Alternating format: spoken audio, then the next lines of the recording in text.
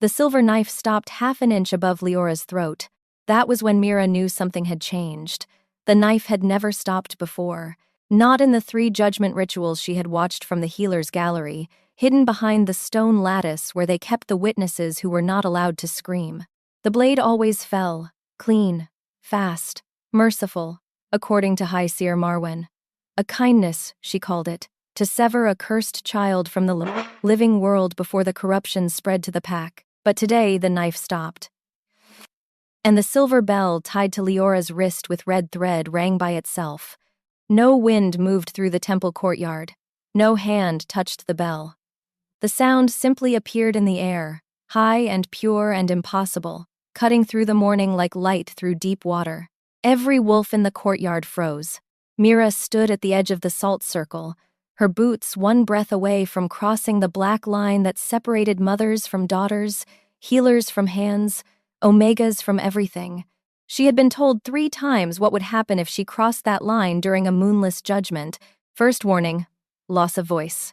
Second warning, loss of hands. Third warning, loss of everything else. Mira had so little left that the threat of losing everything should have felt abstract, theoretical, a thing that happened to other people in other stories. It did not feel abstract. It felt like standing at the edge of a cliff with her daughter on the other side, and nothing but salt and law between them. Stay with this story to find out what happens when a forgotten healer refuses to let them kill her daughter. An Alpha King's crown cracks at the worst possible moment, and a 4-year-old child carries a secret powerful enough to shatter the lies an entire pack was built on. Because Liora was not cursed. She was proof. "Hold perfectly still, child," High Seer Marwen said from her position beside the moonless ward's black archway. Her voice was gentle. That somehow made it worse. The old woman stood in white robes stitched with silver thread that caught the morning light like spider silk. Her hands were folded as if this were a blessing ceremony instead of an execution. Behind her, the ward waited, a black stone arch, a cold hallway, a place where children went in with names and came out with numbers stitched onto gray tunics. If they came out at all, the guard holding the knife was young, maybe 20. His hand shook slightly, which meant he had not done this before. Mira noticed these things. She was a healer. She had been trained to notice the small signs of bodies under stress. His name was Kale. He had come to the healing rooms 2 months ago with an infected sword wound. Mira had cleaned it, stitched it, sent him home with willow bark for the pain. Now he was pointing a ritual blade at her daughter's throat and would not meet her eyes. "Mommy?" Liora whispered. The word cracked something in Mira's chest. Not broke, cracked, like the first line in ice before the whole surface gives way. "I am here," Mira said. Her voice did not shake. That was the only miracle she had managed to produce today. Not the bell, not the stopped knife.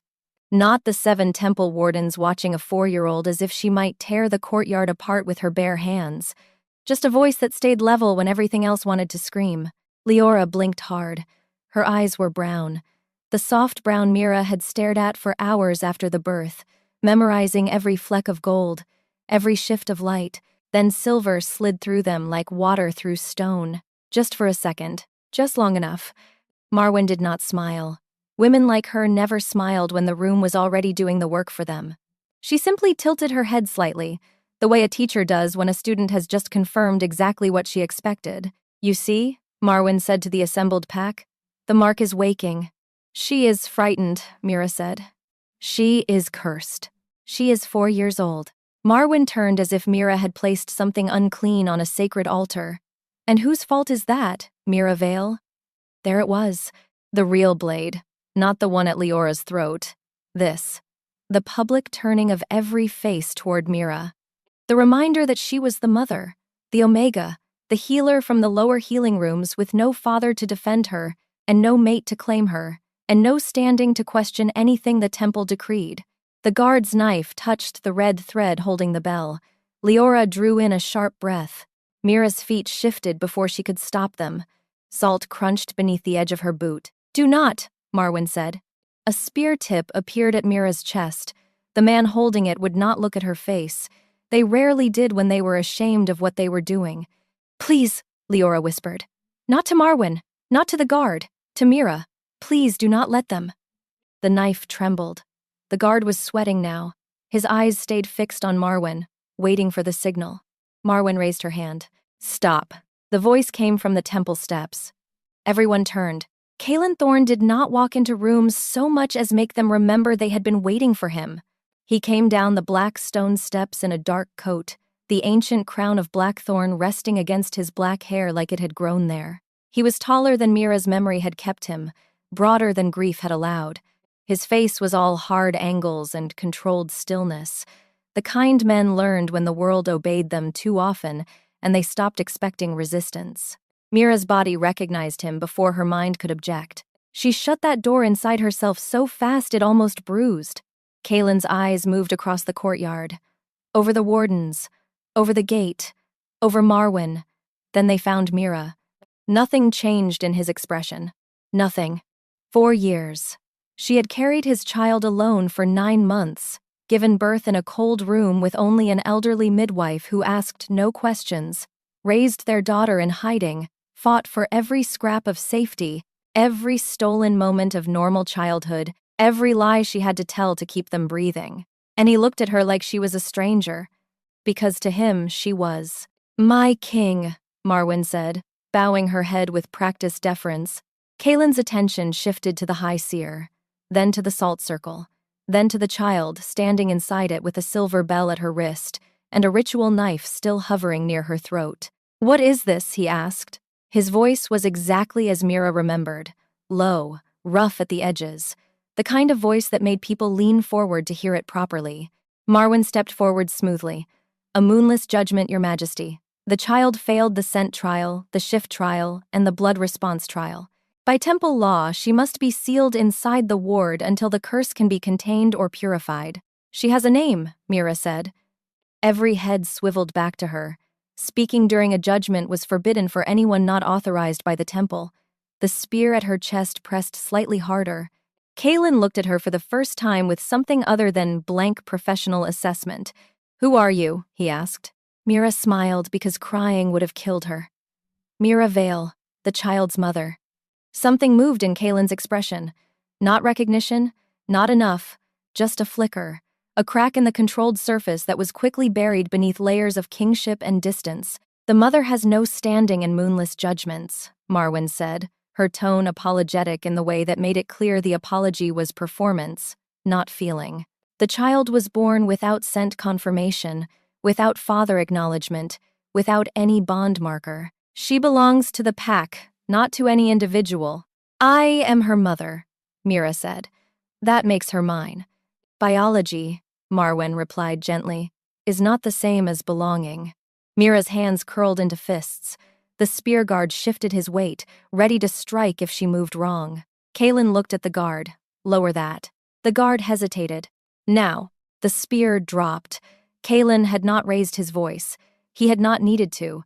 The entire courtyard understood the difference between a request and a command. Marwen's mouth tightened just slightly. "With respect, Your Majesty, the judgment protocol requires." And "I know what the protocol requires." Kalen moved toward the salt circle with the measured pace of someone who had learned never to rush. "I am asking what this is, specifically." Marwen produced a scroll from within her robes. "Always prepared, always one step ahead. The exile writ, Your Majesty. We require only your seal to complete the judgment." "No," Mira said. Kalen stopped. He looked at her fully now, and for 1 second, she saw something in his eyes that was not blank. It was confusion. The kind that came from hearing a voice your body recognized but your mind could not place. Then it was gone. "The mother has been warned," Marwen continued smoothly. "If she crosses the salt line, she forfeits her voice in this judgment." Kalen looked down at the black circle, then at Mira's boots, one edge dusted with salt where she had nearly crossed. "Did she cross it?" he asked. "No," Liora said. Every head turned again. The child stood very straight now, which would have been impressive if her voice had not been shaking. She stopped. She did not cross. Kalen looked at Liora as if he had not expected the cursed child to defend anyone. "What is your name?" "Liora Vale." "The child's name is under review," Marwen interjected quickly. "Until the father can be confirmed, the registry cannot." Kaelin went completely still. Not the controlled stillness of a king performing authority, something older, something listening. The registry refused to accept the name? He asked quietly. Marwen bowed her head. 3 times, Your Majesty. At birth, at first moon, and again this morning. No scent confirmation, no father mark, no shift response, no bloodline echo. The usual channels have all failed. She has a bloodline, Mira said. Then name it, Marwen replied, turning to her with something that looked like sympathy and felt like a trap. If Mira named Kaelin now, here, with half the pack watching and no proof except a silver bell and a mother's word, Marwen would call it desperation. The pack would call it ambition. And Kaelin would look at her with those blank eyes and demand evidence she could not provide, because he did not remember. Someone had made sure of that. I will not hand you a truth, Mira said carefully, so you can twist it into another chain. Marwen sighed with the practiced sorrow of a woman who had ruined many lives and called each one necessary. You see, Your Majesty? She refuses to identify the father. She refuses temple testing. She refuses judgment. And still she demands that this child remain outside the ward, where her curse could spread to the entire pack. She is my daughter, Mira said. And she is dangerous. She has never harmed anyone. She silenced 3 scent stones during testing. She was an infant. She froze a moon basin in the healer's hall. She had a fever. And she, Marwen gestured to the bell, made sacred silver ring without being touched. Kaelin looked at the bell, at Leora's wrist, at the red thread. Then, very carefully, he reached up and touched the crown resting against his hair. Mira saw it happen. The tiny flinch, the almost invisible wince of pain that crossed his face before he could control it. Your Majesty? Marwen's voice carried concern that sounded genuine and probably was not. Are you unwell? The crown, Kaelin said slowly, his hand still pressed to the gold, has been uncomfortable recently. Since when? Kaelin did not answer immediately. His eyes were on Liora now, studying her with an intensity that made Mira's breath catch. Since 3 days ago, he said finally, when the judgment request was filed. The courtyard went quiet. Marwen recovered quickly. The curse is stronger than we feared. The child's corruption has already begun to affect the royal bond. This is precisely why the judgment must proceed immediately. That is not a curse, Mira said. Marwen turned to the assembled pack, her voice rising to reach them all. You heard His Majesty. The crown itself is reacting. The corruption has reached the seat of power. If we delay... The bell rang again, louder this time, clear as broken glass. And from Kaelin's crown came an answering sound. High, pure, identical. The gold cracked, not dramatically, not with thunder or lightning or any of the theatrical elements stories used for important moments. Just a thin silver line that appeared in the ancient metal and spread slowly across the front of the crown like water finding a path through stone. Kaelin lifted his hand away from his head, looked at his fingers. There was blood on them, just a drop, where the crack had touched his skin. The entire courtyard forgot how to breathe.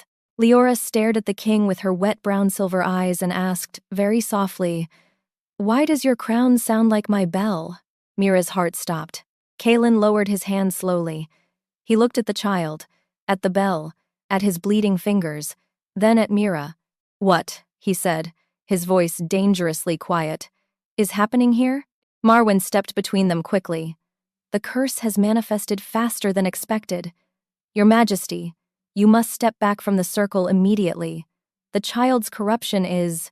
The child, Kaelin said, not looking away from Mira, just asked why my crown sounds like her bell. I would also like to know the answer to that question.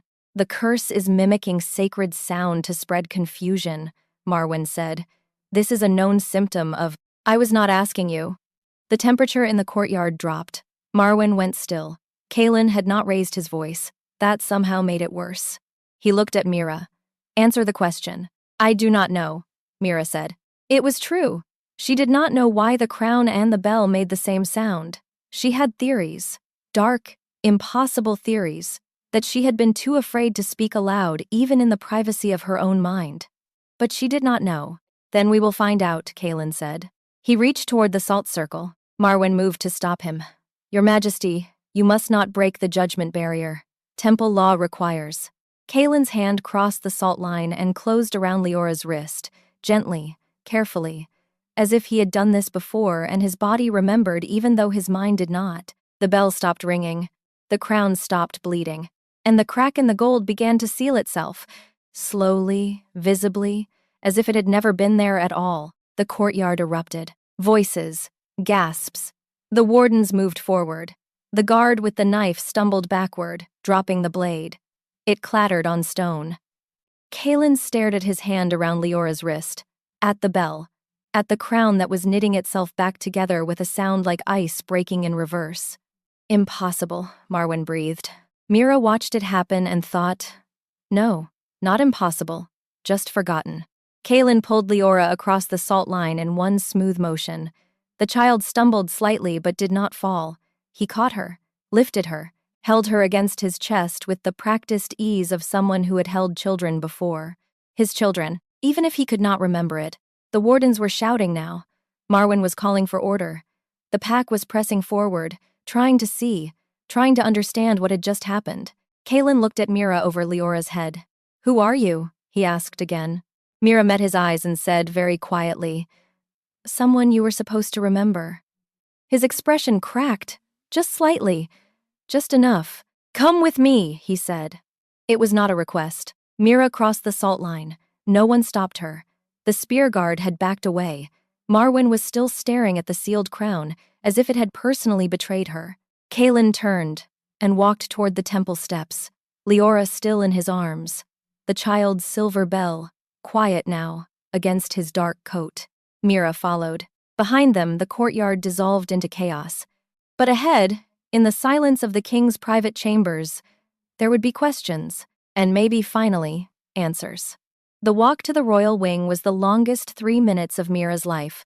Not because of distance. The temple complex was large, sprawling across the eastern cliff like a crown of black stone, but the king's chambers were not far from the judgment courtyard. 5 corridors, 2 staircases, 1 heavily guarded door. It was long because every eye in every hallway tracked them. The Alpha King carrying a cursed child. The forgotten Omega following behind. The crown that had cracked and healed in front of witnesses. Guards pressed themselves against walls as they passed. Servants froze mid-task. A young priestess dropped an entire tray of ceremonial candles and did not even bend to pick them up. Liora kept her face buried against Kaelin's shoulder, her small hands fisted in his coat. The silver bell hung silent at her wrist. Mira walked 3 paces behind, her boots echoing on stone that was older than memory, smoother than time. She kept her eyes forward, did not look at the faces, did not acknowledge the whispers that started the moment they passed. Kaelin did not speak. When they reached the royal chambers, he waited for the guards to open the heavy oak doors, then stepped inside without looking back. Mira hesitated at the threshold. The last time she had stood in these rooms, she had been someone else. Someone whose name Kaelin had whispered in darkness. Someone whose hand he had held through long nights when the weight of the crown kept him from sleeping. Someone who had believed, stupidly, that love might be enough. Then she had woken one morning and found him staring at her like a stranger. No recognition, no memory. Just polite confusion and a request that she leave because he had important meetings and did not recall summoning her. She had left. What else could she do? 2 weeks later, she realized she was pregnant. Are you coming in? Kaelin said from inside the room. Or do you intend to stand in the hallway all morning? Mira stepped inside. The doors closed behind her with a sound like finality. Edenly, the chambers were exactly as she remembered. Dark wood, stone walls, high windows that let in light but kept out eyes, a desk covered in maps and letters, a bed she refused to look at, bookshelves filled with volumes on pack law, territorial treaties, bloodline records. Kaelin set Liora down carefully in one of the large chairs near the fire. The child curled into herself immediately, making herself small. He stepped back and looked at Mira. Explain, he said. Explain what? Everything. Start with who you are and why my crown reacted to your daughter. Our daughter, Mira corrected quietly. Kaelin went very still. What did you say? Liora is not just my daughter. She is yours. The silence that followed was so complete, Mira could hear the fire crackling in the hearth. Kalen's expression did not change. He was too well trained for that. But something behind his eyes shifted. A crack in ice. A door opening onto a room he had not known existed. "I have no children," he said carefully. "You do not remember having children," Mira said. "That is different." "I would remember." 4 years ago, Mira interrupted. "You asked me to come to these chambers. We talked until dawn. You told me things about the crown, about the weight of it, about how lonely it was to rule a pack you could never fully trust. I told you about my work in the healing rooms, about the patients I lost, about the children I could not save." She took a breath. "You kissed me first, asked permission second. We spent 3 months meeting in secret because you said the council would never approve of an Omega with no family connections. You promised me it would not always have to be hidden." Kalen's jaw tightened. "I have no memory of any of this." "I know. That is not possible. And yet here we are." He looked at Liora. The child was watching them both with those strange silver-brown eyes, silent and too aware. "If what you are saying is true," Kalen said slowly, "why would I forget?" "Because someone made you," Mira said. "Someone with enough power to erase memories and enough motive to want me erased." "Who?" "I do not know." "Then how do you know it happened at all? How do you know you are not simply lying?" Mira finished. "Making up stories to trap you into claiming a cursed child as yours?" Kalen's expression remained neutral, but he did not deny it. Mira reached into her dress and pulled out a leather cord she had worn hidden against her skin for 4 years. Hanging from it was a ring. Simple gold, no stones. But carved on the inside in Kalen's own hand were 2 words. For Mira. He had given it to her the night before he forgot. Slipped it onto her finger and said it was temporary. Just until he could convince the council. Just until he could find a way to make their bond official. She had woken the next morning to find him staring at her like a stranger, and the ring still on her hand like proof of a dream. She held it out to him now. Kalen took the ring, turned it over. "Read the inscription." His hands started to shake. "This is my handwriting," he said. "Yes, but I do not. I cannot." He sat down heavily in the chair opposite Liora, the ring clutched in his fist. "Someone took my memories," he said. "Not a question now. A realization." "Yes." "Why?" "I do not know," Mira said again. "But I know when. The day you forgot me was the day after I told you I might be pregnant. The day after you said you would find a way to make the council accept it." Kalen looked up at her. "Someone knew. Someone was listening. And they removed you from my memory to prevent." He stopped, looked at Liora. "To prevent this." "A child," Mira said quietly, "who the registry refuses to acknowledge. Who fails every bonding test. Who makes silver bells ring and royal crowns crack. A child who should not exist according to temple law," Kalen said, "but clearly does." "Yes." He stood, crossed to Liora, crouched in front of her chair so they were at eye level. "Liora," he said gently. "May I see your hand?" Liora looked at Mira. Mira nodded. The child held out her wrist. The silver bell hung there, tied with red thread that Mira had braided herself on the night Liora's scent first vanished. Kalen touched the bell carefully. It rang once. Soft, clear. From his crown came an identical sound. "How is that possible?" he whispered. "I do not know," Mira said, "but it started happening 3 months ago. Every time she got upset or scared, the bell would ring. And every time it rang, you would." She hesitated. "I would what?" "Get headaches. Send away the healers. Lock yourself in these chambers for hours." Kalen stared at her. "How do you know that?" "Because I am a healer. I still work in the lower rooms. I hear things. And I have been watching you for 4 years, trying to find some sign that you remembered, some crack in whatever they did to you. And the bell is connected to the crown somehow, as if," Mira chose her words carefully, "as if they are 2 halves of the same spell. And when she is near you, when she is distressed, the spell tries to complete itself, by cracking my crown and making me remember." "Maybe." Kalen stood. He looked at the ring in his hand, at the bell, at the child who was watching him with an expression far too old for 4 years. "This is treason," he said quietly. "What was done to me, to us, to her. If someone deliberately severed a bond, erased memories, prevented the registry from acknowledging a royal heir. That is treason at the highest level. Yes, Mira said, which means whoever did this has power in the temple. Yes. Someone close. Someone trusted. Someone, Mira said, who benefits from you not having a legitimate heir. Kaylin's eyes went dark. Marwan, I have no proof. You do not need proof. I saw her face when the crown healed. She was not surprised that it happened. She was surprised that I saw it happen. Mira's breath caught. She has done this before. Maybe. Or she knew it was possible and thought she could control the circumstances. He looked at Liora again. A moonless judgment. Public. Irreversible. If she had succeeded, Liora would have been sealed in the ward with no name, no family, no way to ever prove her bloodline. And I would have been exiled for crossing the salt line, Mira added. Or executed. Yes. Kaylin's jaw worked. I need to speak with the council. Immediately. If Marwan has been manipulating royal bonds— You have no proof, Mira interrupted. You have a ring with your handwriting, a child the registry refuses to acknowledge, and a crown that cracked in public. Marwan will say I manipulated you, that the child's curse spread to you, that you are compromised.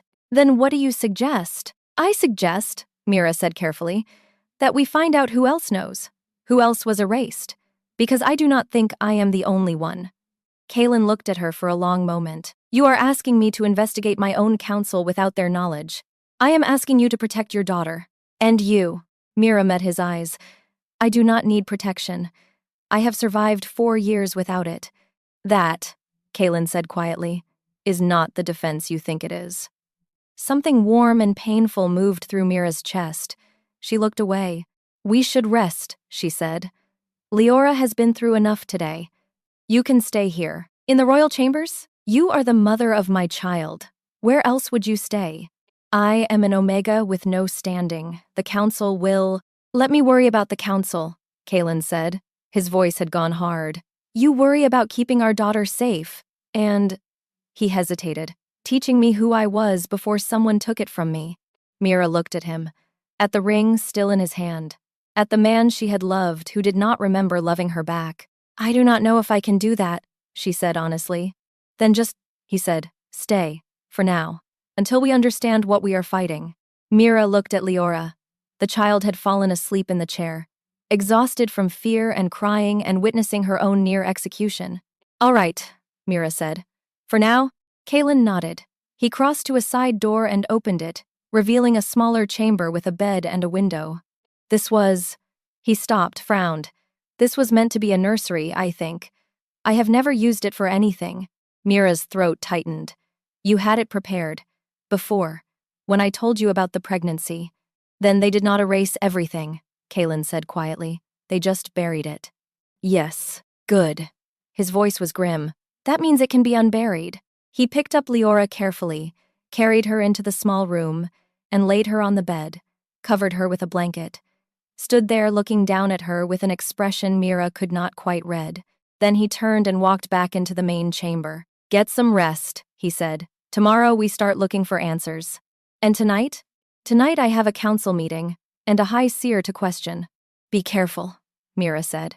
Kaylin looked at her with those dark eyes that had once looked at her with love, and now looked with something more complicated. I will, he said. Then he left. Mira stood in the royal chambers, in rooms she had once known as well as her own skin, and felt the weight of 4 stolen years pressing against her chest. But Liora was safe. For now, that would have to be enough. The council meeting lasted 3 hours. Mira did not attend. She was not invited. She was, technically, still just an Omega healer with no standing and no business in royal affairs. But she heard about it anyway. The entire temple heard about it. Kaylin had demanded answers. Not politely, not through the careful political language he usually employed. He had walked into the council chamber with blood still on his fingers from the cracked crown and asked, in a voice that carried through closed doors, who had access to memory manipulation spells. According to the kitchen servants who heard from the guards who stood outside the chamber, the room had gone completely silent. Then Marwan had spoken. No one, she said, had such access. Memory manipulation was forbidden magic. Outlawed 3 generations ago. No temple priestess would dare use it. Kaelin had asked if she was certain. Marwyn had looked him in the eye and said yes. Then Kaelin had asked about bloodline registry failures. How often they occurred. What caused them. Whether they could be induced deliberately. The questions had gone on for an hour. Pointed, specific. The kind of questions a king asked when he already knew some of the answers and was testing to see who would lie. Mira learned all of this from Petra, the older woman who had served in the royal wing for 30 years and had no patience for politics or liars. Petra came to the chambers after the meeting ended, bringing food and information in equal measure. "The High Seer is frightened," Petra said, setting a tray on the table. "She hides it well. But I have seen frightened women before. She is one of them." "What did Kaelin say about Liora?" Mira asked. "Nothing directly, but he requested all registry records for the past 5 years, all failed bonding attempts, all unnamed children." Mira's breath caught. "He is looking for a pattern." "He is looking for proof," Petra corrected, "and he will find it. The king is many things, but he is not stupid. And Marwyn knows this." "Marwyn," Petra said, "is a survivor. She has held power in this temple for 20 years by being 2 steps ahead of everyone else. If the king suspects her, she will not wait for him to prove it. She will act first." "What do you mean?" Petra looked at the door to the nursery where Liora still slept. "I mean that a child who has already been judged, cursed once, can be judged again. And next time, the king might not arrive in time to stop the knife." Cold spread through Mira's chest. She would not dare. Not after what happened in the courtyard. Not with Kaelin investigating. "She would dare," Petra said quietly, "if she thought it was her only option." Mira stood. "I need to tell Kaelin. The king is meeting with the territorial wardens. He will be occupied for another hour at least. Then I will wait outside the..." The door to the chambers opened. Kaelin entered, his coat dusty from travel, his expression exhausted. He stopped when he saw them. "Petra," he said, "thank you for your service. You can go." Petra bowed and left without argument. Kaelin closed the door, leaned against it, closed his eyes. "The registry records," he said, "have been sealed. By temple order. Issued 3 hours ago." Mira felt the floor tilt. Marwyn. She moved faster than I expected. He opened his eyes. "I pushed too hard. Asked too many direct questions. Now she knows I am looking. What does the seal mean?" "It means I need temple approval to access any records, which requires a 2/3 council vote, which I will not get because half the council is loyal to Marwyn. Then we find another way." "There is no other way. The records are in the temple vault. Guarded, warded, accessible only through official channels." He pushed off the door and crossed to the desk, sat heavily. "I underestimated her." "No," Mira said. "You trusted that law would matter more than power. That is different." Kaelin looked at her. "I am supposed to be good at this. At politics. At seeing moves before they happen. And she outplayed me in 3 hours. Because she has been planning this for 4 years. You have been operating for 3 hours with half your memories missing." Mira moved toward him. "You are not failing. You are just behind. We cannot afford to be behind. Not with Leora's life at stake. Then we stop playing by temple rules." Kaelin frowned. "What do you mean?"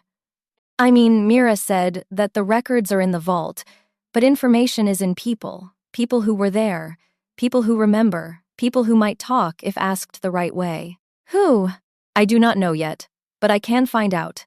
I am a healer. I talk to people every day. People who trust me because I have saved their children, set their bones, kept their secrets." She held his gaze. "Let me do what I am good at." Kaelin studied her for a long moment. "This is dangerous," he said finally. "So is doing nothing. If Marwyn finds out you are asking questions." "She already wants me dead. What difference does it make?" Kaelin's expression went hard. "It makes a difference to me." The words landed between them like stones in still water. Mira looked at him, at the man who did not remember her but was still trying to protect her. "Why?" "Because you are the mother of my child." "That is not why." Kaelin was quiet for a long moment. Then he said, very softly, "No, it is not." "Then why?" "Because," he said, "when I look at you, something in me recognizes you. Not my mind, not my memory, but something older, something that was there before the memories were taken. And it is telling me that you matter. That you mattered before. That you should still matter now. Mira's throat tightened. That is not proof. I know. It does not fix anything. I know that too. And it does not mean you will remember. No, Kaylin said. But it means I want to. And for now, that is enough. Mira looked away before he could see the tears gathering. We should sleep. Tomorrow will be difficult. Mira. She stopped. Did not turn. I will remember, he said. Somehow. I will remember what was taken. And when I do, whoever did this will answer for it. Mira nodded once. Then she went to the nursery and closed the door. Inside, Liora was still sleeping, curled on her side with one hand under her cheek. Mira sat beside the bed and let herself cry, quietly, so no one would hear. Tomorrow they would fight. Tonight, she let herself break. Just a little. Just enough. The next 3 days were a careful dance of politics and patience. Kaylin met with the council daily, pressed for access to the records, was denied each time. Mira worked in the healing rooms, listened, asked careful questions, built a map of whispers and rumors and things people almost said. Liora stayed in the royal chambers, protected by guards Kaylin trusted and hidden from temple eyes, and slowly, piece by piece, a picture emerged. There were others, 3 women in the past 5 years who had been sent away, all of them after forming bonds with high-ranking wolves, all of them carrying children who later failed registry testing. All of them had disappeared. Mira found their names in whispered conversations, in records the temple thought were destroyed, in the memories of servants who remembered pregnant women leaving in the night. She brought the information to Kaylin each evening. They spread the names across his desk like evidence of a crime that had not yet been proven. 7 children, Kaylin said on the 4th night, looking at the list. 7 children who should have been recognized, who were erased instead.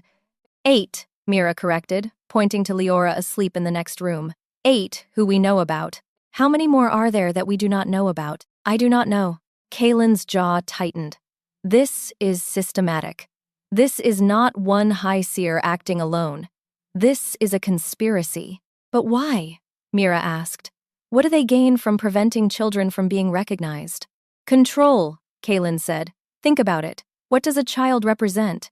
Continuation, bloodline, legacy. And what does preventing that continuation do to pack power? Mira's eyes widened. It keeps bloodlines from strengthening, keeps new alliances from forming, keeps power concentrated in the hands of those who are already in control. Exactly. If you can prevent natural succession, if you can make sure certain bloodlines never produce recognized heirs, you can manipulate the entire power structure of the pack. And Marwyn has been High Seer for how long? 23 years. And in that time, how many children have failed registry testing? Kaylin looked at her, then at the desk. I need to know that number. The records are sealed. Then we unseal them. How? By doing, Kaylin said grimly, what I should have done 4 days ago, by going around the council entirely. He stood, crossed to the door, called for his personal guard. A man appeared. Young, competent, loyal. Send word to the Shadowborn pack, Kaylin said. I am calling in my debt. The guard's eyes widened slightly. Then he bowed and left. Mira looked at Kaylin. What debt? 3 years ago, the Shadowborn pack was accused of treaty violations, false accusations, political maneuvering. I provided evidence that cleared them. They swore a blood debt in return. And you are calling it in now? They have a bloodline tracker. Someone who can read family connections through scent and bone. Someone who does not need temple records or registry documentation. Understanding dawned. You are going to prove Liora is yours without the temple's approval. Yes. Marwyn will call it blasphemy. Let her. Once the Shadowborn confirm Liora's bloodline, Marwyn's entire system collapses. Every child she prevented from being registered becomes evidence of her crime. And she will fight back. Yes, Kaylin said, which is why you and Liora are leaving tonight. Mira froze. What? You are not safe here anymore. I have had you guarded. But Marwyn is desperate now. Desperate people do desperate things. Where would we even go? To the Shadowborn pack. With the tracker. You will be protected there while I dismantle Marwyn's power from the inside. No. Kaylin looked at her. This is not a negotiation. You are right, Mira said. It is not, because I am not leaving. Mira, I have spent 4 years running, hiding, keeping Liora secret because I was afraid of what would happen if people knew the truth. I am done running. This is different. This is our daughter's future. This is your stolen memories. This is justice for 7 other women who lost their children to temple politics. And I am not running from it. Kaylin's expression went hard. If you stay, you will be in danger. I have been in danger since the moment I realized I was pregnant with a child I could not prove was yours. That was different. I did not know then. Now I do. Now I can protect you. I do not need you to protect me, Mira said. I need you to trust that I can help. And if Marwan tries to kill you, then you had better dismantle her faster. They stared at each other across the desk covered in names of erased children. Finally, Kaylin said, You are the most stubborn woman I have ever met. Yes, you used to say that before. Apparently, some things do not change even when memories are stolen. Something moved across his face. Not quite a smile, but close. Stay then, he said. But stay close. Stay guarded. And if anything feels wrong, you come to me immediately. I will. I mean it, Mira. So do I. He looked at her for a long moment. Then he crossed the room and did something that surprised them both. He touched her face, gently, his thumb brushing across her cheekbone. I do not remember loving you, he said quietly, but I think I am starting to understand why I did. Mira's breath caught. Kaylin dropped his hand, stepped back. The Shadowborn tracker arrives in 2 days. Until then, we wait, we watch, and we do not give Marwan any reason to move against us before we are ready. And when we are ready, then we burn her entire system to the ground. Mira nodded. I can live with that. The Shadowborn tracker arrived at dawn on the 7th day. Her name was Kes. She was tall, dark-haired, with eyes that saw too much and a smile that suggested she found most of the world faintly amusing. She also had a gift that made temple priests nervous, and Marwan absolutely furious. She could read bloodlines by scent alone. Bring me the child, she said when she entered the royal chambers. Mira brought Liora out of the nursery. The girl had been awake for hours, watching the sunrise through the window, asking questions about the woman who was coming to prove she belonged. Kes knelt in front of Liora and breathed in deeply. Then she looked up at Kaylin with raised eyebrows. Well, she said, this is interesting. Can you confirm the bloodline? Kaylin asked. Oh, I can confirm it. The question is whether you are prepared for what else I am about to tell you. Mira's stomach dropped. What do you mean? Kes stood, looked at Kaylin. This child is yours, no question.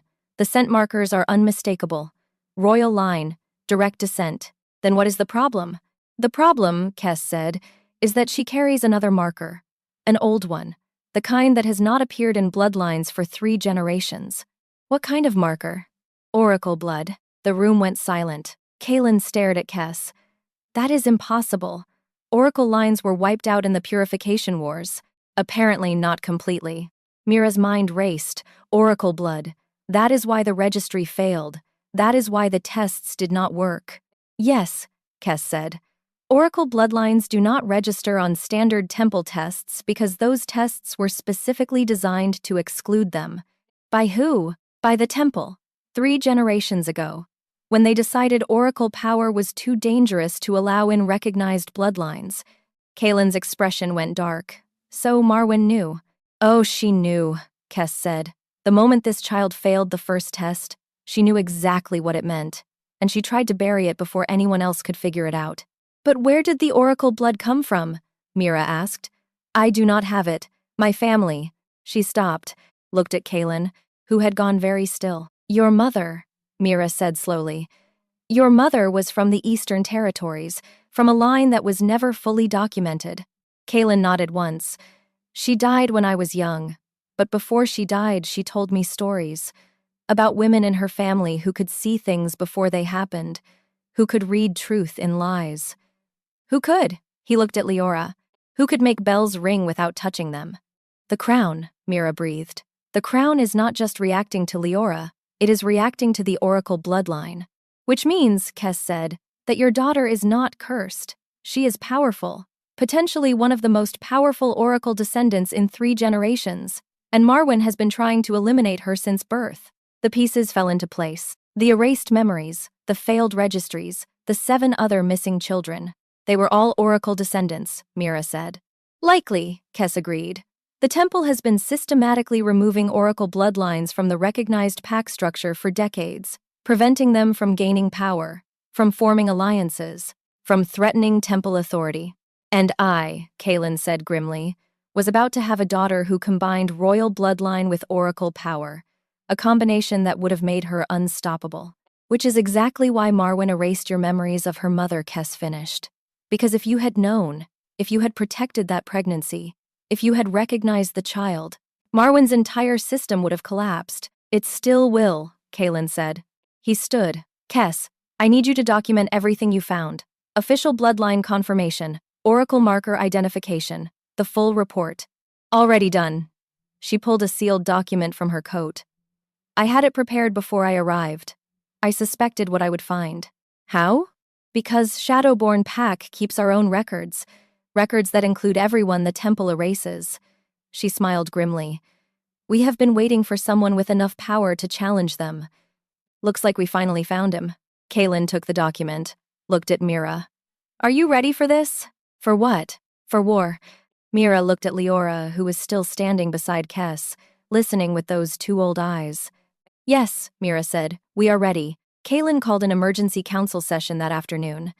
Full assembly, every elder, every territorial representative, every witness he could pack into the chamber. And Marwyn, sitting in her high seer chair with her white robes and her calm face and her hands folded like she had nothing to fear. Kaelin entered last, Mira beside him, Liora between them. The room erupted in whispers. Order, Kaelin said. Not loudly. The room fell silent anyway. He placed Kes's document on the central table. This is an official bloodline confirmation from the Shadowborn Pack's Oracle tracker. It confirms that the child, Liora Vale, is my daughter. Direct royal descent. Legitimate heir. Marwyn did not move. The temple does not recognize Shadowborn confirmations. The temple does not have a choice. Kaelin opened the document. According to Pack law, a bloodline confirmed by an Oracle tracker supersedes all temple registry requirements.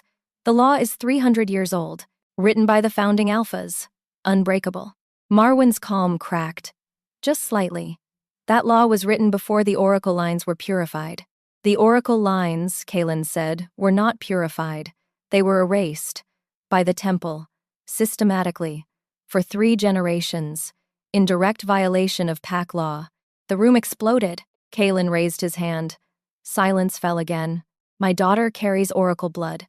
Which is why every temple test failed. Which is why the registry refused her. Which is why you, High Seer Marwyn, declared her cursed and attempted to have her executed. She is dangerous, Marwyn said. Her voice was still calm, but her hands were no longer folded. Oracle power unchecked is...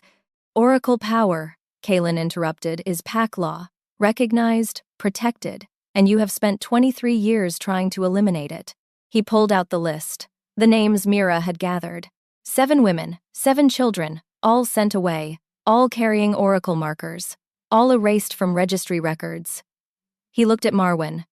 All under your watch. Marwyn stood. This is blasphemy. This is justice. You cannot prove any of this. I can. Kaelin gestured to Kes. The Shadowborn tracker has documented evidence of all 7 bloodlines, all confirmed Oracle descent, all systematically eliminated by temple order. The council chamber erupted again. This time, Kaelin let it. Let the voices rise. Let the accusations fly. Let the carefully maintained order of 23 years crack apart. Marwyn looked at him across the chaos and said, very quietly, You will regret this. The only thing I regret, Kaelin said, is not seeing this sooner. Then he turned to the council. I am removing High Seer Marwyn from her position, effective immediately. She will be held for trial on charges of bloodline manipulation, memory theft, and conspiracy against Pack law. Guards moved forward. Marwyn did not resist. She simply looked at Mira with cold eyes and smiled. You think you have won, she said. But you have no idea what you have started. Then she was escorted out. The council chamber slowly emptied. Representatives leaving to spread word. Elders clustering to discuss implications. Kalen stood at the center table with Mira and Liora beside him. "It is done," he said quietly. "For now," Mira replied. "What do you mean?" "I mean, Marwyn was right about one thing. We do not know what we started. We do not know who else was involved, who else benefited from erasing Oracle bloodlines. Then we find out. And if it goes higher than the temple?" Kalen looked down at Liora, at his daughter who carried power the world had tried to erase. "Then we burn it all down," he said, "until there is nothing left to hide behind." Mira took his hand. He startled slightly, looked at their joined fingers. "We do it together," she said. Kalen nodded. "Together." And in that moment, standing in the council chamber that had once tried to erase them both, they made a choice. Not to forget, not to forgive, but to rebuild. One truth at a time. The trials took 3 months, 3 months of testimony, of evidence, of witnesses who had been too afraid to speak before finding courage they did not know they had. Marwyn was found guilty on all charges. 4 other temple priests were implicated. The registry system was completely overhauled, and 7 children who had been erased were found, recognized, restored to their families.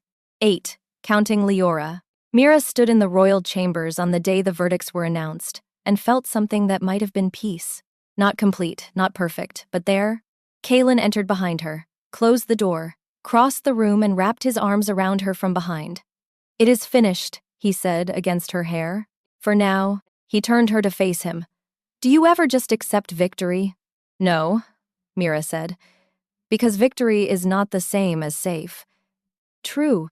He touched her face, the way he had been doing more and more often over the past 3 months, as if touching her helped him remember. "But we are safer than we were." "Yes." "And Liora is protected." "Yes." "And you." He paused. "You are here." Mira looked up at him. "Did you remember something?" "No," he said honestly. "Not a specific memory, but feelings, impressions, the shape of things that used to be. That is not the same as remembering." "No, but it is enough. For now." Mira leaned into him, let herself rest against his chest, let herself stop fighting for just a moment. "I am tired," she said quietly. "I know. And scared. I know that too. And angry that 4 years were stolen from us." Kalen's arms tightened. "Then let us make sure the next 4 years are not. Let us make sure Liora grows up knowing she is recognized, protected, loved. And us?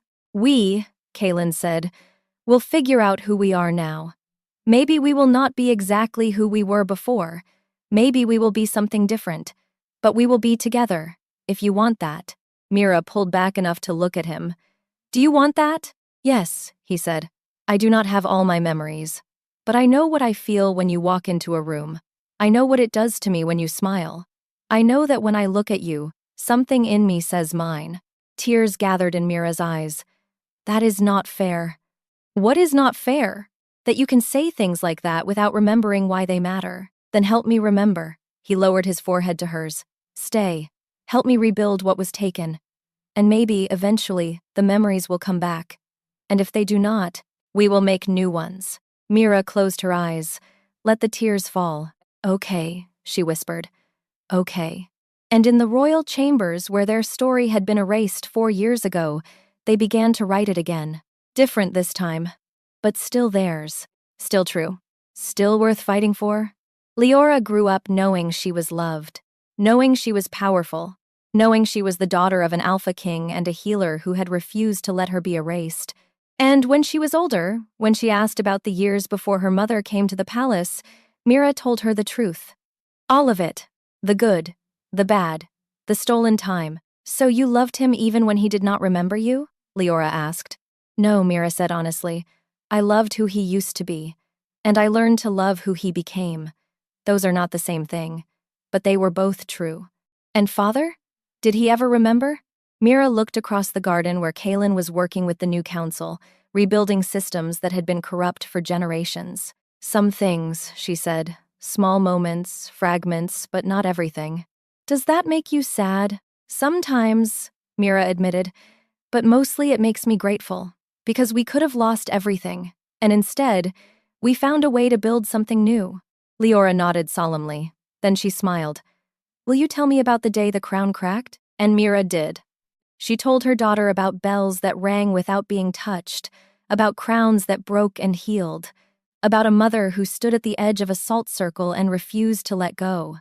She told her about the fight, but also about the love, and the hope, and the stubborn, impossible belief that some things were worth saving even when the world said they were cursed. Because Liora was not cursed. She was powerful. She was loved. She was free.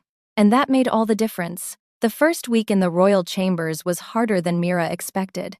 Not because of Kaelin. He was careful, respectful, kept his distance except when Liora was between them.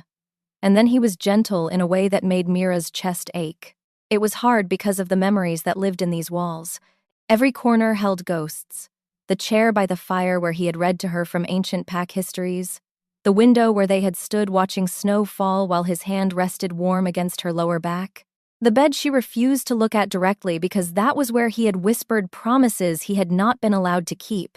She saw them everywhere, those stolen moments, those lost days, and he saw nothing. On the 8th night, she found him standing at the window she remembered, looking out at snow that was falling the same way it had fallen 4 years ago.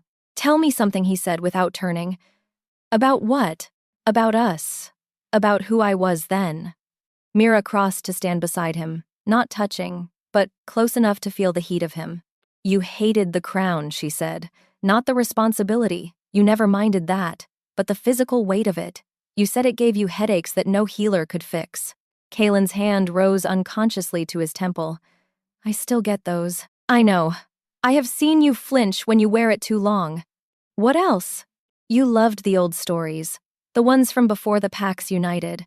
Before the temple had power. You would read them to me and ask what I thought certain passages meant. Did you have answers?" "Sometimes. Not always." "You did not seem to mind either way." Kaelin was quiet for a moment. "What did I call you?" Mira's breath caught. "Why?" "Because when I sleep, sometimes I hear a voice calling a name I do not recognize, and I think it might be yours. But it is not Mira." Tears gathered hot behind Mira's eyes. "You called me light, because you said I made dark rooms bearable." Kaelin turned to look at her finally. His eyes were dark and searching in the dim light. "Light," he repeated. The word sounded strange in his mouth, unfamiliar, but something in his expression shifted when he said it. Did we have time? Before it was taken?" 3 months, Mira said. "Not long, but enough." "Enough for what?" "Enough to know it was real." Kaelin reached out, stopped himself, let his hand fall. "I wish I could remember," he said quietly. "Not just for your sake, for mine. Because I look at you and I feel something, but I cannot name it, cannot hold it properly." "Maybe you are not supposed to hold it," Mira said. "Maybe you are supposed to let it grow into something new. Is that what you want? Something new?" Mira looked out at the falling snow.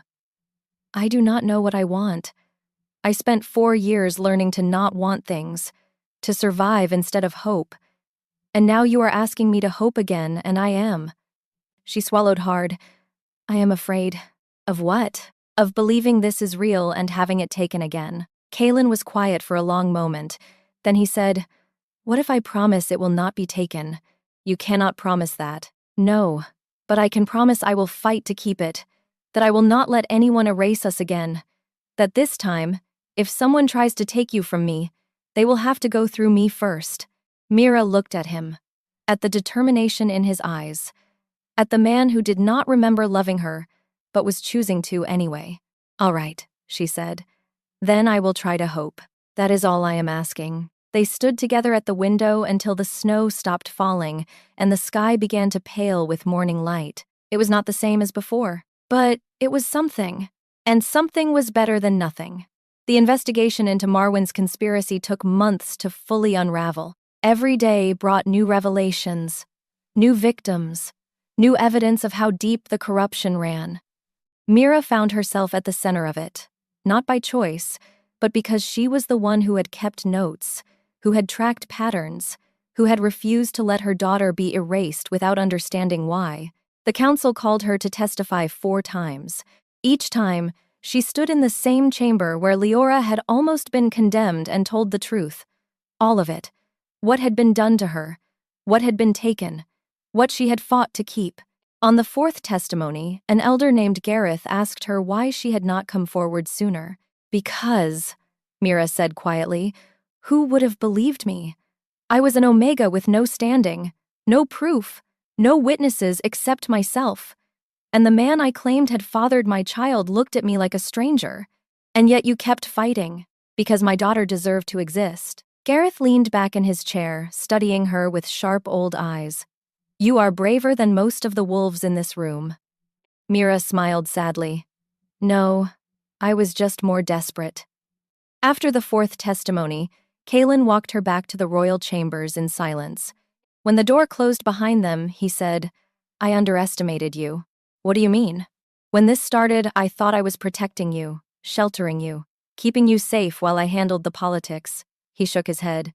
But you were handling it long before I knew there was anything to handle. I had no choice. Everyone has a choice. You chose to fight when running would have been easier. You chose to keep her when giving her up would have been safer. You chose truth when lies would have protected you. And look where it got me. Standing trial to prove my daughter is not cursed. No, Kaelin said.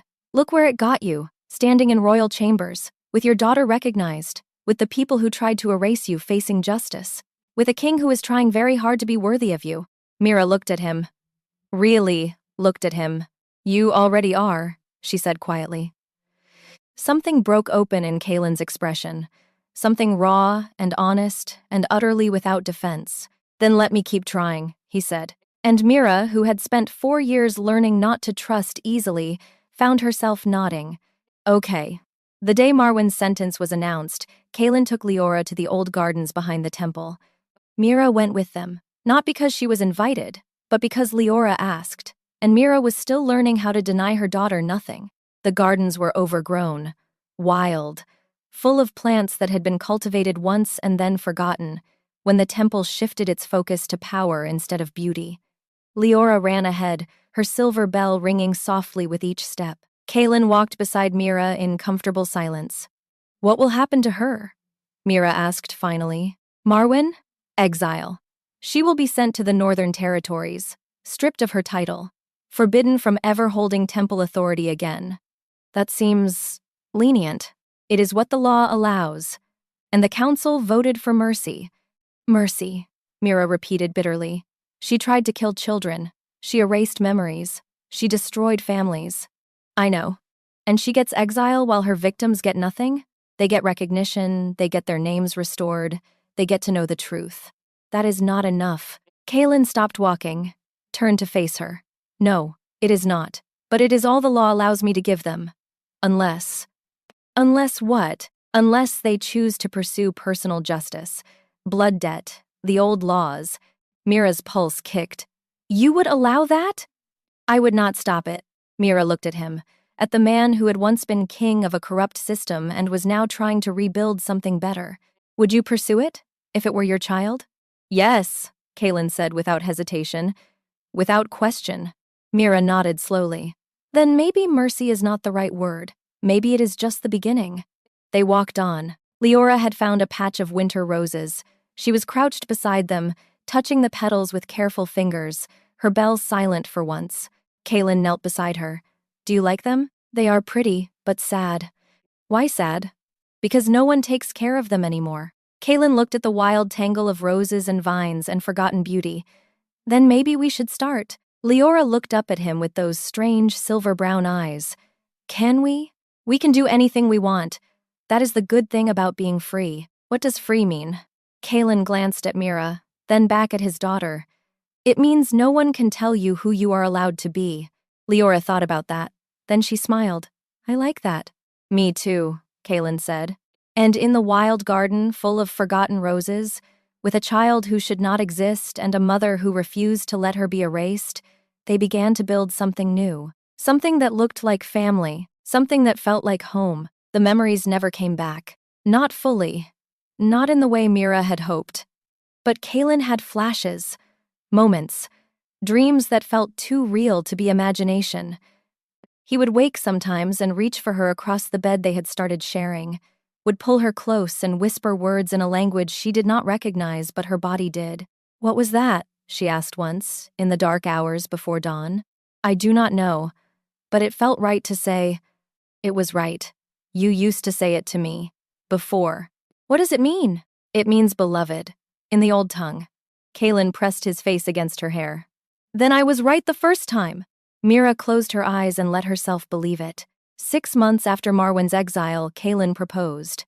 Not in the way kings usually proposed. No grand ceremony, no political alliance, no council approval. He simply came to her one evening while she was reading to Liora before bed and said, "Will you bond with me?" Officially. With witnesses and ceremony and everything the temple tried to deny us. Liora looked up from her book, eyes wide and hopeful. Mira looked at Kalen, at the man who had fought to remember what was taken and had chosen to build something new when memory failed. "Yes," she said.